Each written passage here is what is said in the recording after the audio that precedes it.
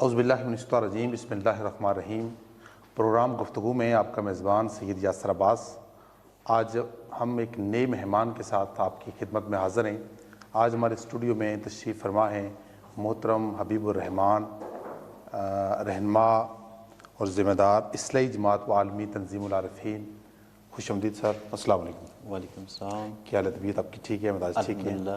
بہت شکریہ آپ تشریف لائے۔ سامعین، بر صغیر پاک و ہند میں اسلام کی تبلیغ کا صحرا جو ہے وہ صوفیہ کاملین کے سر ہے، اور بے شک بر صغیر میں جو اسلام ہم تک پہنچا وہ صوفیہ اور اولیاء کاملین کی تعلیمات کا نتیجہ ہے۔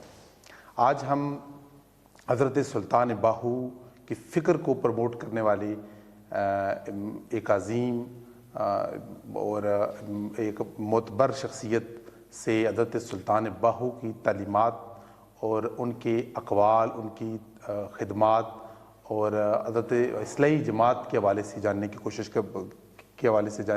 کریں گے۔ تو سر، میرا سب سے پہلے آپ سے یہ سوال ہوگا کہ ہمارے ناظرین کو بتائیں کہ یہ جو اصلاحی جماعت ہے اور عالمی تنظیم العارفین ہے، قائم کرنے کے کیا مقاصد ہیں؟ شاہ صاحب، میں جناب کا بے حد مشکور ہوں، جناب نے موقع دیا۔ اللہ تعالیٰ آپ کے اس عمل کو اپنی بارگاہ میں قبول فرمائے۔ دن دگنی رات چگنی آپ کو ترقی عطا فرمائے۔ آمین۔ میں اصلاحی جماعت و عالمی تنظیم العارفین جو کہ دربار حضرت سلطان باہو صاحب رحمۃ اللہ علیہ سے چلائی گئی ہے، اس کا ایک ادنیٰ ترین رکن اور خادم کی حیثیت سے حاضر ہوں۔ اصلاحی جماعت 1987 میں اس کی بنیاد رکھی گئی، اور اس کے بانی حضرت سخی سلطان محمد اصغر علی صاحب رحمۃ اللہ علیہ، جو حضرت سلطان باہو صاحب رحمۃ اللہ علیہ کی اولاد میں 9ویں پشت میں آپ ہوئے۔ آپ نے اس کی بنیاد رکھی، اور اصلاحی جماعت کا منشور جملہ اولیاء کاملین کی تعلیمات کو قرآن اور حدیث کی روشنی میں عوام الناس تک پہنچانا ہے۔ اور اصلاحی جماعت دربار حضرت سلطان باہو صاحب رحمۃ اللہ علیہ سے جو پیغام اور جو منشور لے کے چلی، اس عمل کو پایہ تکمیل تک پہنچانے کے لیے ہمارے پاکستان کے تقریباً تمام اضلاع کے اندر اصلاحی جماعت کے دفاتر موجود ہیں، اور تقریباً دنیا کے 27 ممالک میں ایک باقاعدہ سیٹ اپ موجود ہے، جس کے ذریعے ہم تعلیمات اولیاء کاملین کو، اور خصوصاً بالخصوص حضرت سلطان باہو صاحب رحمۃ اللہ علیہ کا جو پیغام ہے، اس کو عوام الناس تک پہنچانے کی ایک صحیح کرتے ہیں۔ اصل تعلیمات صوفیہ آپ کیا سمجھتے ہیں کہ کیا ہیں؟ ہمارے ہاں بہت ساری جو احباب ہیں، بہت ساری مذہبی جماعتیں ہیں، وہ یہ کلیم کرتی ہیں کہ ہم فکر صوفیہ کو پروموٹ کر رہے ہیں۔ تو ہمارے ناظرین کو یہ بتائیں کہ ایکچولی جو صوفیہ کی تعلیمات ہیں اس کا نیوکلس کیا ہے؟ جو تعلیمات صوفیہ ہیں، یا جسے شاہ صاحب ہم صوفیزم کہتے ہیں، جی وہ بنیادی طور پہ وہ اصلاح قلب سے ہے۔ جیسے یعنی وہ تصوف جو ہے، حضرت سلطان باہو صاحب رحمۃ اللہ علیہ فرماتے ہیں کہ جو قلب سے، دل سے، وہ ما سوا اللہ کے جو نقوش ہیں انہیں مٹانے کا نام ہے۔ یعنی یہ پاکیزگی قلب کا ایک راستہ ہے۔ اور صحیح معنوں میں اگر ہم تصوف کی بات کریں، جتنے بھی صوفیاء ہیں، آپ ان کی تعلیمات کو اگر سمجھنے کی کوشش کریں، ہم بنظر عمیق جب ہم تعلیمات اولیاء کاملین کا مشاہدہ کرتے ہیں، مطالعہ کرتے ہیں، تو جملہ اولیاء کاملین نے ہمیں جو ایک بات تکرار کے ساتھ بتائی ہے، وہ پاکیزگی قلب کا درس دیتے ہیں کہ جب تک انسان اندر سے ٹھیک نہیں ہوتا، اس کا دل ہی پاکیزہ نہیں ہے، تو صوفیاء کے نزدیک وہ اپنی اس عملی زندگی میں یا اس روحانی اس مقام و مجلس یا اس مرتبہ تک وہ کسی طرح بھی نہیں پہنچ سکتا۔ جیسے حضرت سلطان باہو صاحب رحمۃ اللہ علیہ جو پاکی قلب ہے، اس کو بہت ہی یعنی تکرار کے ساتھ بیان فرماتے ہیں۔ آپ کی تصانیف مبارکہ کے اندر بار بار جن چیزوں کا ذکر ہوا اس میں وہ پاکیزگی قلب کا ہمیں درس دیتے ہیں کہ جب تک انسان کا دل پاکیزہ نہیں ہے تو اس کی جتنی بھی وہ عبادات ہیں یا جتنے بھی وہ معاملات ہیں ان کا وہ جو اصل ثمر ہے وہ حاصل نہیں کر پاتا۔ ٹھیک۔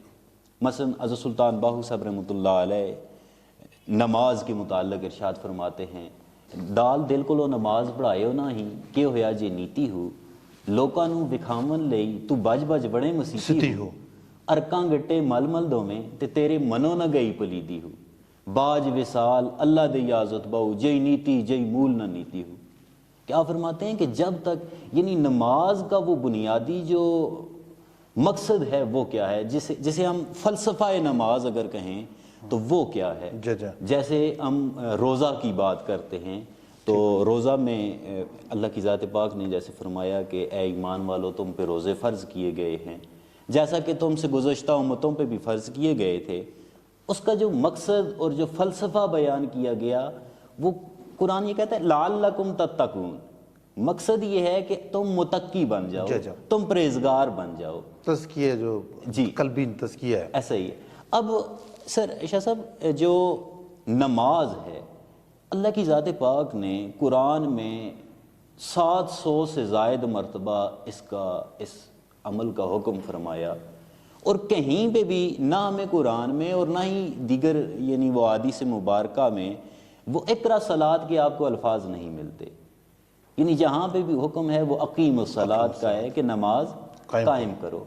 اب جو نماز قائم کرنا ہے اس کے لیے حضوری قلب شرط ہے، جیسے حضور آقا علیہ الصلوۃ والسلام کا فرمان مبارک، حضور نے فرمایا لا صلاۃ، نہیں ہوتی نماز الا بحضور القلب، جب تک کہ دل حاضر نہیں۔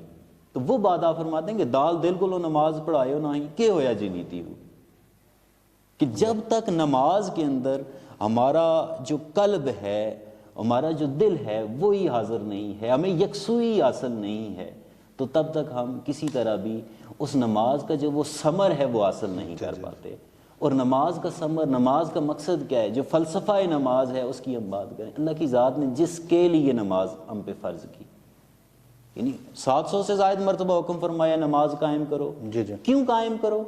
فرمایا وَأَقِمِ الصَّلَاةَ لِذِكْرِي، نماز قائم کرو میرے ذکر کے لیے، میری یاد کے لیے۔ اب ہم نماز میں جب کھڑے ہوتے ہیں، جسم میرا مصلی رسول پہ ہوتا ہے، جسم میرا مسجد کے اندر ہوتا ہے، لیکن دل میرا ادھر حاضر نہیں ہوتا۔ ادھر ہم تکبیر تحریمہ کہتے ہیں، اللہ اکبر کہہ کے ہم جو ہی اس مالک کائنات کی تعریف بیان کرنا شروع کرتے ہیں، جسم ہمارا ادھر ہے، دل کہاں ہے؟ وہ محلے کی گلیوں، بازاروں، سکولوں، کالجز، یونیورسٹیز، دیگر ثانوی دنیاوی معاملات اور کاروبار دنیا کے اندر مشغول۔ جب دل ہی حاضر نہیں ہے تو صوفیاء کے نزدیک جب تک پاکیزگی قلب نہیں حاصل ہوتی دل حاضر نہیں ہوتا، اور جب تک حضوری قلب نہیں ہوتی آپ کو نماز کا وہ جو ثمر ہے وہ حاصل نہیں ہوگا۔ اور نماز کا ثمر کیا ہے کہ ان الصلاۃ تنہی عن الفحشاء والمنکر، کہ بے شک نماز برائی اور بے حیائی سے روکتی ہے۔ لیکن آج ہم سوال کریں کہ اس میں شاہ صاحب ہمیں یہ نہیں بتایا گیا کہ جو آپ کی 50 سالوں کی نمازیں ہیں وہ روکتی ہیں، یا آپ مطلب اتنا وہ ایک دورانیہ اتنا ٹائم فریم ہے، اتنی نمازیں پڑھیں گے تو پھر آپ کو وہ نماز روکے گی نہیں۔ فرمایا ان الصلاۃ، ایک نماز بھی روکتی ہے، یعنی واحد کا صیغہ استعمال کیا گیا۔ اب جو واحد پہ ہے فرمایا ایک نماز بھی روکتی ہے، وہ کیسے ہے؟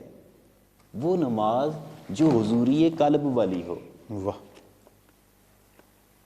اور برائی بے حیائی، آج ہم نماز پڑھ کے اگر کوئی شخص غیبت، گلہ گوئی، بہتان، لالچ، بغض، حسد، یہ جو خصائل رذیلہ ہیں ان سے اگر وہ نہیں بچ پا رہے تو اس کا مقصد یہ ہے کہ نماز سے جو چیز حاصل کرنی چاہیے تھی وہ ہم نہیں حاصل کر رہے، ہم اس سے برائی بے حیائی سے نہیں بچ پا رہے۔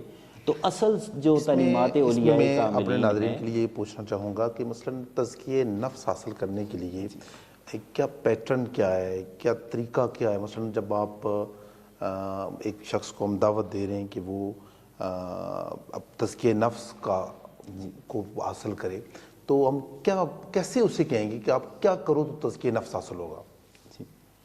اس میں صوفیہ نے میکانزم کیا دیا ہے؟ جو تزکیہ ہے اس کا تو جملہ صوفیاء کی اگر ہم تعلیمات کا مطالعہ کریں تو تمام تر صوفیاء نے اپنے اپنے طریقے سے مختلف ورد و وظائف اور وہ چیزیں بیان فرمائی ہیں کہ کس طرح ہم اپنا جو وہ قلبی تعلق ہے، جو ربط ہے اس مالک کی ذات کے ساتھ جوڑ سکتے ہیں۔ تزکیہ اصلاً اگر ہم بات کریں، جو تزکیہ نفس ہے جس کو عام ایک اصطلاح میں ایک لفظ استعمال کیا جاتا ہے کہ نفس کا مارنا یا نفس مر جانا۔ جی جی، اصلاً نفس جو ہے، یاد رکھیں شاہ صاحب کہ یہ مرتا نہیں ہے، اس کی خصلت تبدیل ہوتی ہے۔ ٹھیک۔ جو صوفیاء کے ہاں یہ اصطلاح جو ہے، یہ ٹرم جو استعمال ہوتی ہے کہ قتل نفس یا نفس کا مار دینا، یہ اصلاح نفس ہے، اور اس کی یہ خصلتیں یا اس کے جو خواص ہیں یا اس کی جو مقامات بیان کیے گئے، ان میں عرض کرنا چاہوں گا تعلیمات حضرت سلطان باہو صاحب رحمۃ اللہ علیہ سے۔ آپ فرماتے ہیں کہ جو نفس ہے، جو تزکیہ نفس ہے، وہ اس کی یعنی تزکیہ نفس سے مراد ہم یہ کہیں گے کہ نفس جب اپنی عمدہ یا اعلیٰ حالت پہ پہنچ جائے، جس کو تزکیہ نفس میں نفس مطمئنہ کہا گیا۔ اب وہ شروع ہوتا ہے نفس امارہ سے، اس کی سب سے پہلی سٹیج نفس امارہ، دوسرا نفس لوامہ، تیسرا نفس ملہمہ، اور چوتھا نفس مطمئنہ ہے۔ اب نفس امارہ کیا ہے؟ نفس امارہ وہ سراپا برائی ہے، وہ سراپا شر ہے۔ کہ اس میں ہوتا کیا ہے؟ انسان گناہ کرتا ہے، انسان اللہ کے حکم کی نافرمانی کرتا ہے، یعنی حدود اللہ جو ہیں انہیں پھیلانگتا ہے، اور اس وائلیشن کے بعد اس پہ باضد ہو جاتا ہے، یعنی اٹھ درمی اختیار کر لیتا ہے، یعنی اس گناہ کو گناہ مانتا ہی نہیں، سمجھتا ہی نہیں۔ حضرت سلطان باہو صاحب رحمۃ اللہ علیہ فرماتے ہیں کہ یہ روش ابلیسی ہے، اور اس پہ جو ہے وہ پکڑ بہت سخت ہے، کیونکہ اس پہ توبہ نہیں ہے، اس پہ تو اس بارگاہ سے دھتکار دیا جاتا ہے، اور اس پہ یعنی اس ذات کی گرفت ہے، برائی سمجھ ہی نہیں رہے۔ جیسے مطلب آپ فرماتے ہیں کہ جو شیطان ہے وہ اس روش پہ تھا کہ جب اللہ کی ذات پاک نے آدم علیہ السلام کو فرمایا کہ جب میں اسے تیار کر لوں، وَإِذَا سَوَّيْتُهُ وَنَفَخْتُ فِيهِ مِن رُوحِي، کہ جب میں اسے تیار کر لوں اور اس کے اندر اپنی روح داخل کر دوں، فَقَعُوا لَهُ سَاجِدِينَ، تم سارے جو ہیں جو اس کے سجدہ کرنا۔ تو تمام فرشتوں نے سجدہ کیا، جو ابلیس ہے اس نے سجدہ نہ کیا، یعنی یہ اللہ کے حکم کی نافرمانی تھی۔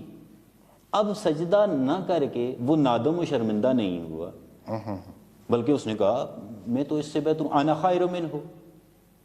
جب اس نے یہ کہا مطلب تکبر کیا، تو اللہ کی ذات پاک نے فرمایا ابا واستکبر وکان من الکافرین، اس نے تکبر کیا اور وہ کافروں میں سے ہو گیا۔ یعنی ایک تو اس نے غلطی خطا یہ کی کہ اللہ کی ذات کا حکم نہیں مانا، اور دوسرا یہ ہے کہ اس پہ اس نے ندامت کا اظہار نہیں کیا، یعنی اس نے ایڈمٹ ہی نہیں کیا کہ یہ میری غلطی تھی، یعنی اعتراف جرم نہیں کیا۔ تو آپ فرماتے ہیں یہ نفس امارہ جو ہے یہ اس کی خصلت ہے، ٹھیک، کہ یہ اللہ کے حکم کی نافرمانی بھی کرتا ہے، اور اس نافرمانی اس گناہ کو گناہ مانتا ہی نہیں، سرے سے تسلیم ہی نہیں کرتا۔ آپ فرماتے ہیں یہ سب سے اس کی بری حالت ہے، اور یہ شر ہی شر ہے، اس میں ہلاکت ہی ہلاکت ہے۔ جبکہ دوسرا اب اس کا جو آپ مقام بیان فرماتے ہیں اس سے تھوڑا بہتر ہے، آپ فرماتے ہیں وہ نفس لوامہ ہے۔ اب جو نفس لوامہ ہے، آپ فرماتے ہیں کہ نفس لوامہ میں ہوتا کیا ہے کہ انسان اس میں بھی گناہ کرتا ہے، اس میں بھی وہ اللہ کی ذات کے حکم کی تعمیل نہیں کر رہا، لیکن حکم نہ مان کے وہ اپنی غلطی تسلیم کرتا ہے۔ یعنی کوئی شخص نماز فرض ہے، ہم سب کو پتہ ہے، لیکن ایک بندہ وہ فرض نماز ادا نہیں کر پاتا، لیکن وہ مانتا ہے کہ مجھے نماز پڑھنی چاہیے، لیکن وہ کسی وجہ سے، کسی سستی کی بنا پہ وہ نماز نہیں پڑھ پاتا، جی جی، تو وہ فرض نہیں ادا کر لیتا، لیکن اس کو اپنا جرم ضرور جواب، جی جی، جرم مانتا ہے اس کو، جرم مانتا ہے کہ یہ میں نے غلط کیا۔ آپ فرماتے ہیں یہ اس کی ایک بہتر حالت ہے جسے نفس لوامہ کہا، اور فرمایا جوں ہی وہ اعتراف جرم کرتا ہے اللہ کی ذات کی اس پہ ایک عطا ہو جاتی ہے کہ اس پہ توبہ کا دروازہ کھل جاتا ہے، بے شک، جب چاہے وہ توبہ کرے، اس مالک کائنات کی طرف رجوع کر لے، جو ہی رجوع اللہ کرے گا تو وہ اللہ کی ذات جو ہے وہ بڑا مہربان، نہایت رحم کرنے والا، اور وہ تو بخشنے والا ہے۔ بے شک بے شک، آپ فرماتے ہیں یہ دوسری حالت ہے، اور تیسری اس کی کیا ہے کہ فرمایا نفس ملہمہ، اس میں انسان گناہ نہیں کرتا، یعنی حکم عدولی نہیں کرتا، لیکن اس کا خیال اس کے اندر پیدا ضرور ہوتا ہے۔ مثلا کوئی شخص یہ کہے کہ میں فلاں شخص کا حق جو ہے وہ مار لوں گا، میں یہ حق تلخی کر لوں گا، یا یہ کہتا ہے کہ میں فلاں بندے کو ضرر پہنچاؤں گا، نقصان پہنچاؤں گا، یہ اس کا ایک خیال تھا، لیکن عملاً اس نے یہ فعل کیا نہیں تو شریعت کی اس پہ گرفت نہیں ہے، جب تک عمل نہ ہو، عمل نہ ہو تو شریعت گرفت نہیں کرتی۔ ٹھیک، تو اس پہ آپ فرماتے ہیں کہ یہ نفس ملہمہ ہے، کہ اس میں انسان کے اندر خیال پیدا ہوتا ہے، برائی کا خیال پیدا ہوا ہے، لیکن وہ اس نے برائی کی نہیں۔ آپ فرماتے ہیں یہ جو حالت ہے یہ زاہدین جو ہیں، زہد کرنے والے، یہ ان کی ہے، اور شریعت جو ہے اسے ٹھیک بندہ کہتی ہے کہ یہ فلاح یاب ہو جائے گا کہ فقط شریعت کی ہم بات کریں، ظاہر کی بات کریں، لیکن صوفیاء کے نزدیک ان کا جو معیار ہے وہ اس سے بھی اعلیٰ ہے، جج، جسے اصلاً تزکیہ کہا گیا۔ اگر ہم ان صوفیاء کے اس نقطۂ نظر سے دیکھیں تو حضرت سلطان باہو اور دیگر جتنے بھی صوفیاء ہیں وہ یہ کہتے ہیں یہ بھی خام اور ناتمام مقام ہے۔ اس میں ہوتا کیا ہے کہ آپ فرماتے ہیں کہ آج اگر اس نے یہ خیال، ایک سوچ سوچی ہے کہ میں فلاں بندے کو نقصان پہنچاؤں گا، تو ہو سکتا ہے یہ کل نقصان پہنچا بھی دے، تو آپ فرماتے ہیں کہ یہ کوئی با اعتبار یا قابل اعتماد اس کا مقام نہیں ہے، اس لیے آپ فرماتے ہیں یہ خام اور ناتمام ہے۔ اب جو چوتھی حالت ہے جو نفس مطمئنہ کی، جج، اس میں انسان اندر سے اتنا پاکیزہ ہو جاتا ہے کہ اس کے اندر وہ برا خیال جو ہے وہ پیدا بھی نہیں ہوتا۔ جو ہی اس حالت میں پہنچا کہ اب اس کے دل کے اندر برا خیال، بری سوچ، فکر پیدا ہی نہیں ہوتی، تو اس مقام پہ جو ہی پہنچتا ہے تو اللہ کی ذات کا وہ جو ہے نا اعلان اور خطاب جو ہے اس کے لیے ہو جاتا ہے کہ یا ایت النفس المطمئنہ ارجعی، اے نفس مطمئنہ والے آ میری ذات کی طرف لوٹا اور میرے بندوں میں اور میری جنت میں داخل ہو جا۔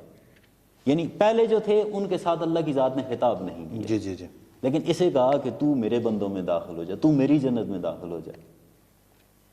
صوفیاء کے نزدیک جو تزکیہ نفس کی ٹرم ہے، جو اصطلاح ہے، اس کا مقصد یہ ہے کہ انسان کے نفس کی جو کیفیت ہے وہ نفس مطمئنہ تک پہنچ جائے، کہ اس کے اندر برائی پیدا ہی نہ ہو، جی جی جی، خیال ہی پیدا نہ ہو۔ اصلاً جو تعلیمات اولیاء کاملین ہیں یا تصوف یا صوفیزم کی بات کریں تو وہ یہ ہے کہ انسان اپنے آپ کو، اپنے قلب کو اتنا پاکیزہ کر لے، اتنا پاکیزہ کر لے کہ اس کے اندر برے خیالات و تصورات جو ہیں وہ پیدا ہی نہ ہوں۔ پیدا ہی نہ ہو۔ جب پیدا ہی نہیں ہوں گے تو وہ ان اچھا، چیزوں سے میں بچ پائے یہاں پر ناظرین کے لیے یہ پوچھوں گا کہ مثلاً برے خیالات سے بالکل اپنے قلب کو پاک کرنے کے لیے حضرت سلطان باہو کی تعلیمات میں کیا پیٹرن ہے جو پریکٹیکلی ایک ورک ہے جس کو آپ پروموٹ کر رہے ہیں؟ حضور سلطان العارفین سلطان باہو صاحب رحمۃ اللہ علیہ کی تعلیمات کا اگر مطالعہ کیا جائے تو آپ بہت زیادہ تکرار کے ساتھ ذکر اللہ کا حکم فرماتے ہیں، تلقین کرتے ہیں، کیونکہ پاکیزگی قلب کا بجز اس کے اور کوئی ذریعہ نہیں ہے کہ ذکر الہی، کثرت ذکر اللہ جو ہے اسی کی بدولت ہم پاکیزگی قلب حاصل کر سکتے ہیں، کہ جیسے حضور آقا علیہ الصلوۃ والسلام کا فرمان مبارک ہے لِكُلِّ شَيْءٍ مُسْكِلَةٌ وَمُسْكِلَةُ الْقَلْبِ ذکر اللہ تعالی، جیسے ہر چیز کی پاکی کا ایک آلہ ہوتا ہے، اسی طرح فرمایا کہ دلوں کی پاکیزگی کا آلہ وہ اللہ کے نام کا ذکر ہے۔ تو حضور سلطان العارفین ذکر اللہ کا حکم کرتے ہیں اور اس ذات کی طرف بلاتے ہیں، اور اس میں اسپیشلی آپ نے جو ذکر اور تصور کی بات کرتے ہیں تو آپ نے ذکر اللہ کے لیے ایک نقش عطا فرمایا ہے جو اسم اعظم کا ہے، ٹھیک، جسے آپ فرماتے ہیں کہ اسم اعظم وہ نسخہ کیمیا ہے جس سے دلوں کو پاکیزگی عطا ہوتی ہے، دلوں کو وہ جلا نصیب ہوتی ہے، اور جتنا انسان اس اللہ کے نام کا وہ ذکر کرتا ہے اتنا ہی اس کا دل پاکیزہ ہوتا ہے۔ ایک آیہ مقدسہ عرض کروں گا، اللہ رب العزت کی ذات پاک نے اسم مبارک کے متعلق فرمایا، اللہ ولی الذین آمنوا، اسم اللہ ذات جو ہے یہ ایمان والوں کا دوست ہے۔ سبحان اللہ۔ اور یہ جب دوستی کرتا ہے تو کرتا کیا ہے، اس کی دوستی کا فائدہ کیا ہے؟ دو اس کی خوبیاں بیان فرمائیں کہ جب یہ اسم اللہ ذات انسان کا دوست بن جاتا ہے تو اس سے اسے کیا نصیب ہوتا ہے؟ پہلی چیز فرمایا یخرجہم من الظلمات، ان کے اندر جو ظلمت و طریقی ہے، ان کے دلوں کے اندر جو کدورت ہے، دلوں کے اندر جو زنگار ہے، اس کو وہ خارج کر دیتا ہے، باہر نکال دیتا ہے۔ اور دوسرا کام وَإِلَى النُّورِ، اور نور الہی داخل کرتا ہے۔ جب ظلمت و طریقی کا اخراج ہو جائے اور دلوں کے اندر نور الہی داخل ہو جائے تو دل پاکیزہ ہو جاتا ہے۔ اصلاً اگر ہم تزکیے کی بات کریں تو وہ بھی یہی ہے، اور تعلیمات اولیاء کاملین کے مطابق جو اصل تصوف ہے وہ بھی یہی ہے کہ انسان اپنے دل کو اس مالک کائنات کے ذکر سے اتنا پاکیزہ کر لے، اتنا معطر کر لے کہ اسے اس مالک کائنات کی یاد، اس کے خیال، اس کے تصور کے سوا کوئی نفسانی شیطانی خیال نہ آئے۔ حضرت سلطان باہو کی بہت ساری تصانیف ہیں، ہمارے ہاں جو مشہور اور معروف ہے وہ ابیات باہو ہے، جس میں پنجابی میں آپ کا کلام موجود ہے، بہت سارے لوگوں نے اس کو پڑھا بھی ہے، پاکستان کے بڑے بڑے جو گلوکار ہیں انہوں نے بھی اس کو پڑھا ہے۔ تو میں آپ سے یہ ریکویسٹ کروں گا کہ جو باقی تصانیف ہیں آپ کی ان کا ذکر تھوڑا سا کر لیں جو آپ نے تصوف کے اوپر لکھی ہیں۔ حضرت سلطان باہو صاحب رحمۃ اللہ علیہ کے متعلق سر ایک بڑی دلچسپ چیز آپ کو عرض کرتا چلوں کہ حضرت سلطان باہو صاحب رحمۃ اللہ علیہ امی لقب پائے ہیں۔ آپ نے ظاہری طور پہ کسی بھی مدرسہ یا کسی ادارے سے اکتساب علم نہیں کیا، یعنی آپ نے تعلیم حاصل نہیں کی، ٹھیک، باوجود اس کے آپ نے 140 تصانیف مبارکہ، 140 کتب جو ہیں وہ تعریف فرمائی، ماشاءاللہ۔ اور آپ نے اپنی تصانیف مبارکہ کے متعلق فرمایا کہ ہیچ تالیف نہ در تصنیف ما، میری جو تصنیف ہے اس کے اندر کوئی تالیف نہیں ہے، کسی دوسرے کی بات میں نے نہیں لکھی، جو کچھ میں نے لکھا آپ فرماتے ہیں کہ یہ میں باطنی طور پہ حضور آقا علیہ الصلوۃ والسلام کی محفل میں، آپ کی کچہری میں حاضر ہوتا، آپ کے حکم و ارشاد سے ہی میں نے جو کچھ بھی یہاں بیان کیا، لکھا، جو آپ کا حکم تھا وہ میں نے لکھا۔ مشاہدات آپ نے بیان کیا، جی، وہ جو مشاہدات آپ نے بیان فرمائے، ماشاءاللہ۔ وہ جو تصانیف مبارکہ ہیں سر، ایک آپ کا وہ سرائکی پنجابی کلام ہے جو زبان زد عام و خاص ہے، الف اللہ چمبے دی بوٹی میرے من وچ مرشد لائی ہو، جی جی، اس کے علاوہ 139 دیگر جو تصانیف مبارکہ ہیں وہ ساری کی ساری پرشین یعنی فارسی زبان کے اندر ہیں، ٹھیک، کیونکہ ہمارا یہ جو خطہ سرزمین انڈو پاک سب کانٹیننٹ ہے، اس کے اندر یعنی بولی جانے والی اور سمجھی جانے والی جو اس وقت کی زبان ہے وہ تو فارسی ہی تھی، فارسی تھی۔ تو آپ نے وہ ساری تصانیف مبارکہ فارسی کے اندر لکھی۔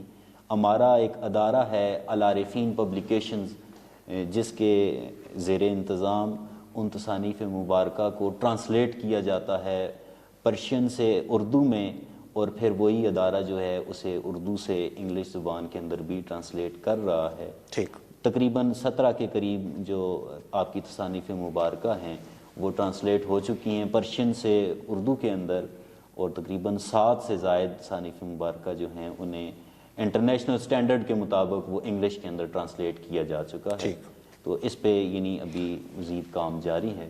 مررۃ العارفین پبلیکیشنز کا آپ نے ذکر کیا، تو میں یہاں پر آپ سے جاننا چاہوں گا کہ کل آپ کے اور پروجیکٹس کتنے ہیں جن کے اوپر اصلاحی جماعت جو ہے وہ کام کر رہی ہے؟ سر اصلاحی جماعت کے جو پروجیکٹس ہیں ان میں ہمارا ایک العارفین پبلیکیشن ہے، ٹھیک، جس میں حضرت سلطان باہو صاحب رحمۃ اللہ علیہ کی جو تعلیمات ہیں ان کو عوام الناس تک پہنچانے کے لیے یہ ایک صحیح ہے کہ جو چیزیں وہ حوادث زمانہ کی وجہ سے ختم ہوتی جا رہی تھیں ان کو آپ نے ایک تحریری شکل میں محفوظ کیا اور عوام الناس تک انہیں پہنچانے کا ذریعہ بنا، ٹھیک، العارفین پبلیکیشن ہے۔ دوسرا اسی کے ہی اندر ہمارا ایک مجلہ جو ہے، ایک میگزین منتھلی ماہانہ مررۃ العارفین انٹرنیشنل جو ہے وہ چھپتا ہے، جس کی ماہانہ جو پرنٹنگ ہے تقریباً 1,00,000 سے زیادہ کاپیاں جو ہیں وہ چھپتی ہیں، ٹھیک، اور اس میں بنیادی طور پہ مررۃ العارفین جو ہے اس کے اندر تصوف اور دیگر موضوعات، وہ استحکام پاکستان، نظریہ اسلام اور تاریخ اور ہمارے اسلاف اور اولیاء کاملین کے متعلق مختلف مضامین چھپتے ہیں۔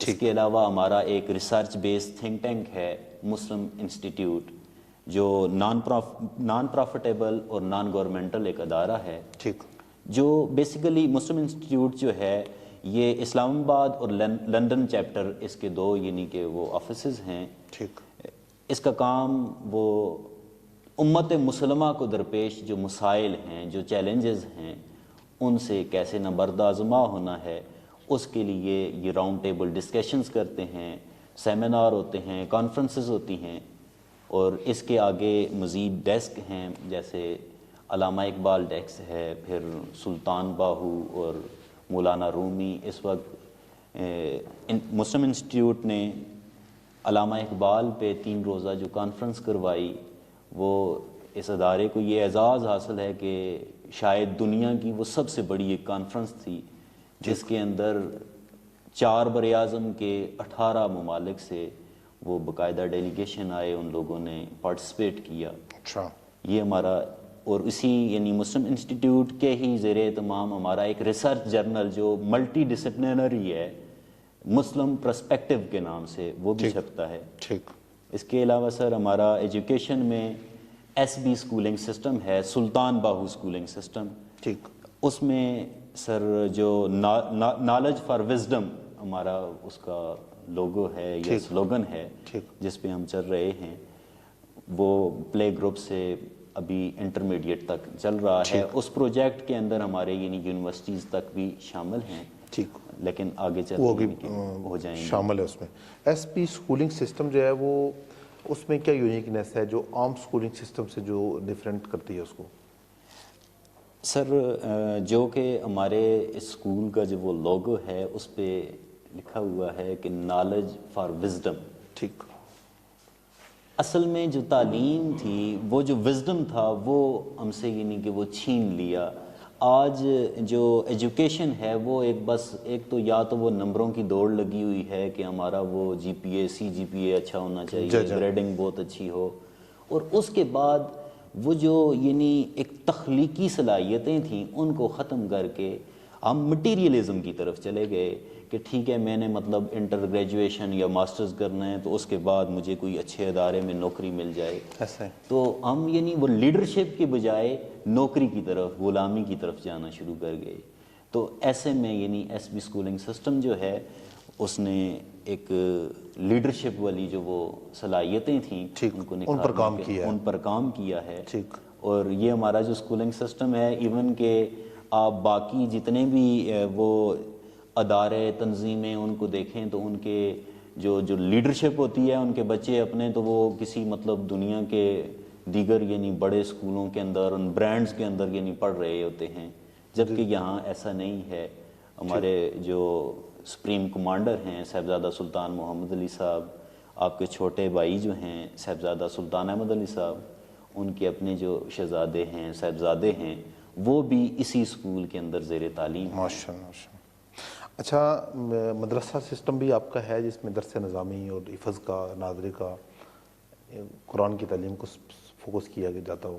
جی جیسے جتنا بھی یہ خانقاہی نظام ہے اس کا تو یہ ایک پہچان رہی کہ بیسیکلی خانقاہ جو تھی تو یہ تو ایک ادارہ تھا جو ایک ایجوکیشن انسٹیٹیوٹ تھا. جی جی تو اس میں مدارس تو ہمیشہ سے رہے. جی جی دیگر خانقاہوں پہ بھی جیسے ہوتے ہیں ہماری دربار شریف پہ اور اس کی آگے برانچز ہیں. انجمن غوثیہ عزیزیہ انوار حق باؤ سلطان کے نام سے ہمارے مدارس ہیں. ہمارے مدارس کا جو تو رائے امتیاز میں یہ کہوں یا ان کی جو یونیکنیس ہے وہ یہ ہے کہ ہم پہلے سال سے لے کے آخر تک ٹھیک ان بچوں کو فارسی بطور لازمی مضمون کے پڑھاتے ہیں. ٹھیک ہو گیا. کیونکہ یہ جو ہمارا انڈو پاک سب کانٹیننٹ میں جتنا بھی ہمارا علمی ذخیرہ ہے ہمارے اسلاف کا جو وہ جی جی مواد جتنا بھی ہے وہ فارسی کے اندر ہے. تو اگر فارسی کوئی ترک کر دیں گے تو ہم اپنے اسلاف کو اپنی تاریخ کو بھول جائیں گے. ایسے ہی تو اس میں فارسی بطور لازمی مضمون کی پڑھائی جاتی ہے. مدارس کے اندر شعبہ حفظ ہے, آگے درس نظامی ہے, اور پھر ہم تخصص فقہ اور یہ اسپیشلائزیشن جو ہے وہ بھی اسی میں ہم میرا ایک آپ سے کوشچن ہے کہ مثلاً صوفیزم کو آپ کیا سمجھتے ہیں کہ موجودہ ایک جیسے ہر طرف ایک یلغار ہے طاغوت کی, وہ کہتے ہیں نا الکفر ملت الواحد, کہ جو کفر ہے جو طاغوتی قوتیں ہیں وہ ایک طاقت بن کر اسلام کو مٹانے کے لیے یا جو اسلام کی فکر ہے اس کو کمزور کرنے کے لیے تگدو کر رہی ہیں. تو آپ کیا سمجھتے ہیں کہ وہ کون سی چال ہے, وہ کون سا ایلیمنٹ ہے جس نے صوفیزم کو متاثر کیا, جس نے صوفیزم کو آپ کہہ سکتے ہیں نقصان پہنچایا؟ اور آج جب آپ تعلیمات صوفیہ کے لیے لوگوں کے پاس جاتے ہیں تو آپ سمجھتے ہیں کہ اس فکر کی وجہ سے لوگ تعلیمات صوفیہ سے دور ہو گئے ہیں, وہ آپ نے کیا فیل کیا ہے؟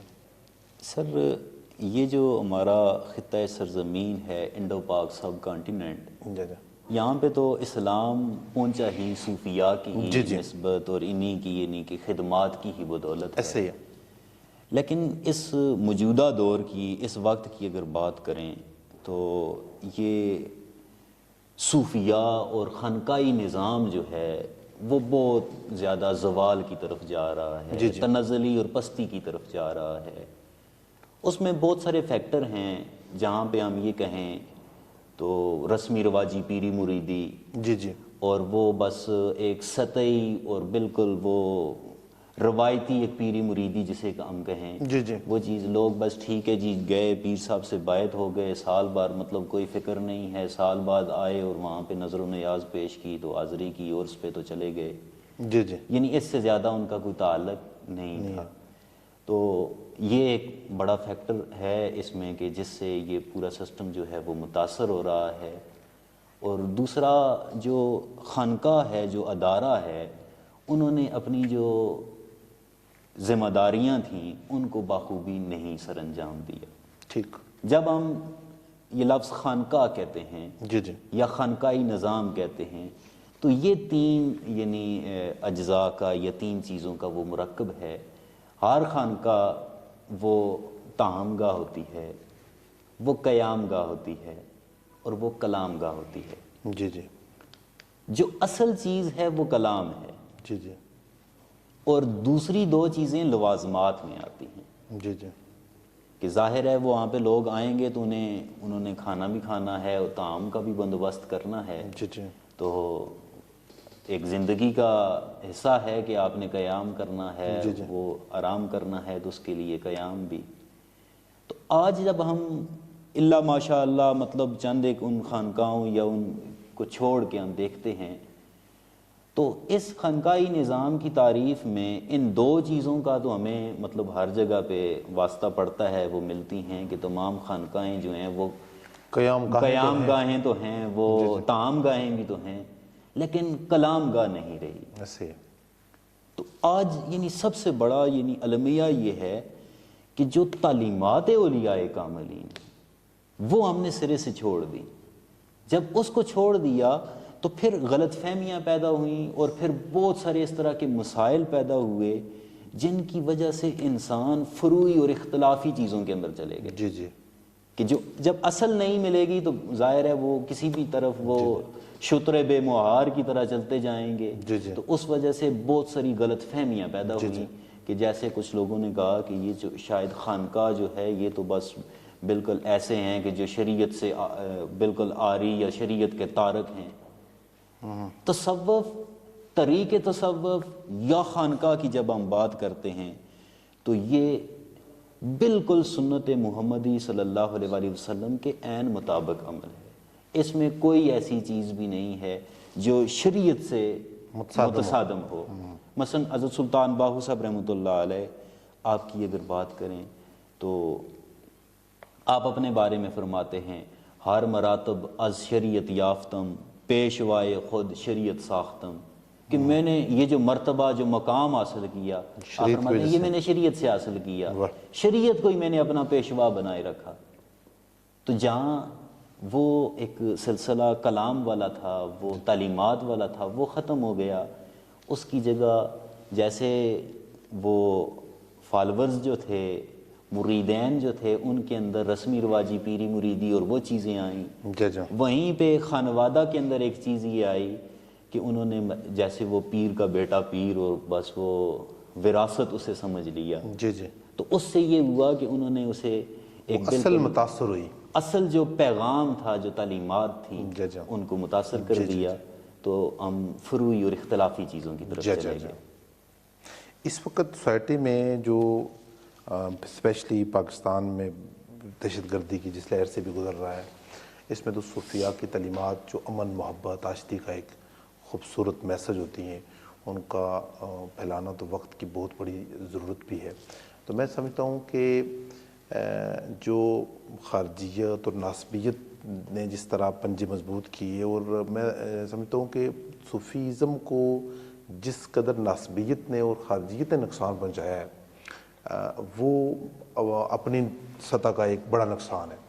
اس حوالے سے صوفیاء نے تو ویسے جسے میں حضرت سلطان باہو کا کلام بے شمار جگہوں پر جہاں پر آپ نے اہل بیت اطہار کا بڑا شد و مت سے ذکر کیا، شہنشاہ بغداد کا بڑا شد و مت سے ذکر کیا، تو اس حوالے سے میں چاہوں گا کہ ناظرین کو جو حضرت سلطان باہو نے اہل بیت اطہار کا جہاں ذکر کیا ہے اس کے حوالے سے بیان کیا جائے تھوڑا سا.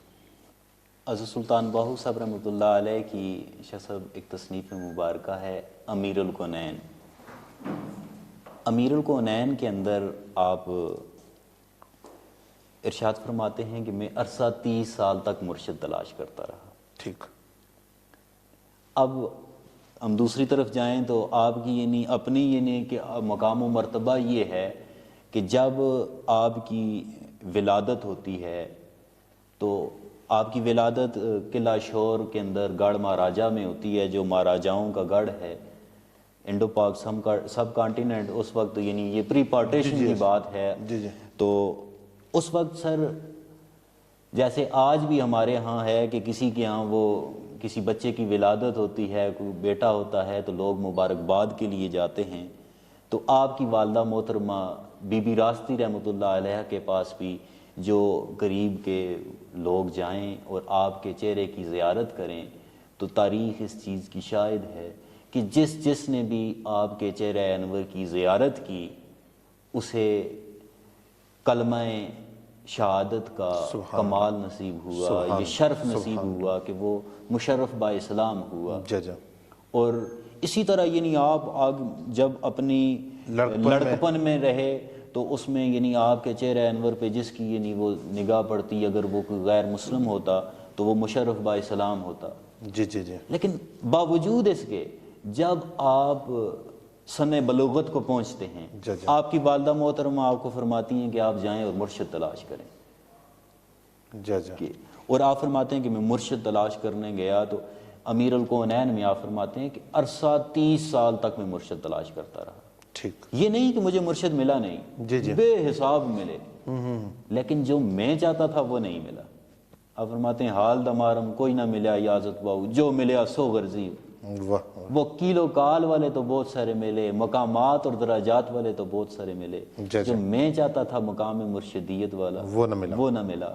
تو آپ فرماتے ہیں کہ ایک روز سیدنا حضرت مولا علی کرم اللہ وجہ الکریم تشریف لائے، اپنے گھوڑے مبارک پہ مجھے بٹھایا اور حضور آقا علیہ الصلوۃ والسلام کی بارگاہ میں پیش کیا، ماشاءاللہ، اور حضور کی بارگاہ میں عرض کی کہ یا رسول اللہ صلی اللہ علیہ وسلم، یہ میرا بیٹا باہو ہے، اسے آپ نوازیں۔ تو آپ فرماتے ہیں کہ مجھے باطنی طور پہ حضور آقا علیہ الصلوۃ والسلام نے دست بایت فرمایا۔ آپ اپنے کلام میں بھی فرماتے ہیں کہ دست بایت کر دمارا مصطفیٰ، کہ مجھے حضور آقا علیہ الصلوۃ والسلام نے ماشاءاللہ، اپنے دست مبارک پہ بایت فرمایا اور فرمایا کہ ولد خلد خان دست تمہارا مجتبیٰ، اور مجھے اپنا یعنی وہ نوری حضوری بیٹا قرار دیا۔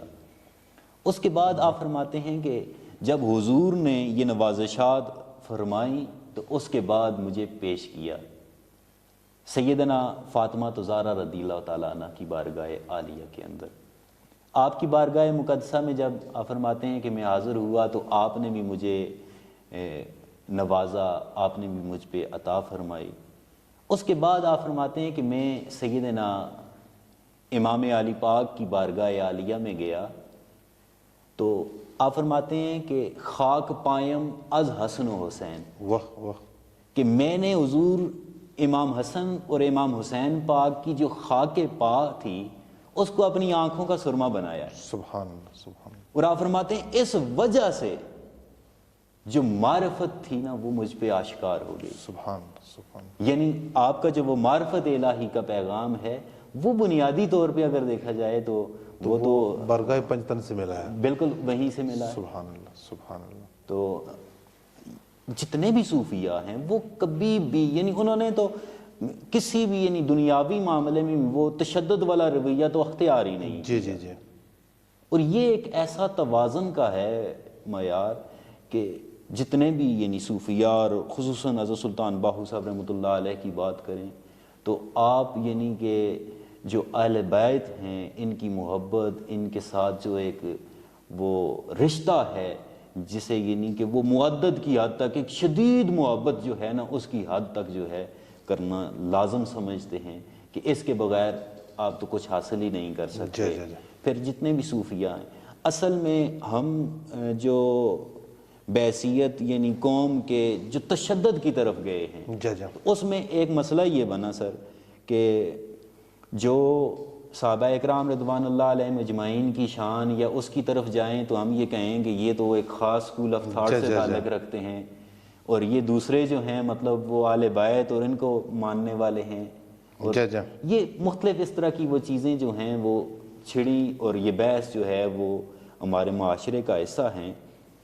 ایسے میں صوفیاء کا جو طریق ہے یہ میں سمجھتا ہوں کہ وہ واحد سبیل ہے، وہ راستہ ہے جس پہ چل کے ہم اس ادب کے قرینے کو، اس ادب کے معیار کو برقرار رکھتے ہوئے اس کمال تک پہنچ سکتے ہیں، کیونکہ یہ تو ایک ایسا نازک معاملہ ہے کہ اگر کوئی حضور کی آل پاک سے ایک رتی برابری اس کے دل کے اندر بھی اگر وہ گزرتی ہے بات تو وہ اسے یعنی ایمان سے محروم ہو جاتا ہے۔ تو ایسے میں یعنی حضرت سلطان باہو صاحب رحمۃ اللہ علیہ اور دیگر صوفیاء کا اگر ہم طریق دیکھیں تو وہ بنیادی طور پہ ہمیں فرقہ واریت سے بالا تر ہو کے وہ ہمیں اس چیز کی طرف لے کے جاتے ہیں۔ جیسے آپ اپنے ایک کلام کے اندر فرماتے بھی ہیں کہ نہ میں سنی نہ میں شیعہ، میرا دوہاں تو دل سڑیا ہو، کہ آپ فرماتے ہیں کہ مجھے تو یہ فرقہ واریت والا جو ہے اس سے ہمیشہ صوفیاء نے اس کی نفی کی ہے۔ اور اگر ہم بطور قوم کے اگر بات کریں تو حکیم الامت علامہ محمد اقبال رحمۃ اللہ علیہ آپ نے بھی ہمیں یعنی سختی سے اس رویے سے اس چیز سے دور اجتناب کرنے کی انہوں نے تلقین کی ہے۔ مثلا آپ اپنے کلام میں فرماتے ہیں کہ منفعت ایک ہے اس قوم کی، نقصان بھی ایک ہی سب کا نبی، دین بھی ایمان بھی ایک، حرم پاک بھی اللہ بھی قرآن بھی ایک، کچھ بڑی بات ہوتی جو ہوتے مسلمان بھی فرقہ بندی ہے کہیں اور کہیں ذاتے ہیں، کیا زمانے میں پنپنے کی یہی بات ہے۔ بے شک بے شک۔ آج ہم جو پستی و تنزلی کا شکار ہیں اس کی بنیادی وجہ یہ ہے کہ ہم متشدد ہو جاتے ہیں۔